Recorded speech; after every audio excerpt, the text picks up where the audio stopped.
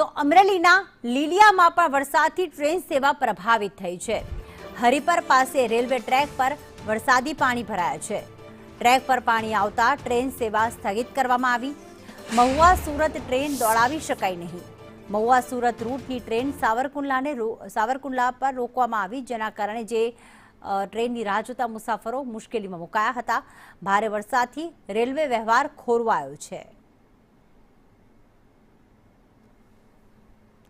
તો અમરેલીના લીલિયામાં વરસાદથી ટ્રેન સેવા ખોરવાઈ છે।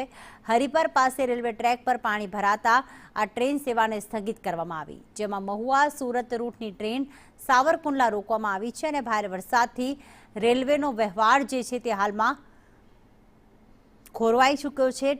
જે ટ્રેન સેવા પ્રભાવિત થઈ છે, જેના કારણે મુસાફરો અહીંયા અટવાઈ પડ્યા હતા। અલગ અલગ જિલ્લાની વાત કરીએ તો વરસાદી માહોલ સર્જાયો છે, પરંતુ આ જે મહુવા સુરત ટ્રેન હતી તેને સાવરકુંડલામાં રોકવામાં આવી હતી, કારણ કે આગળ ટ્રેક ઉપર પાણી ભરાયેલા હતા।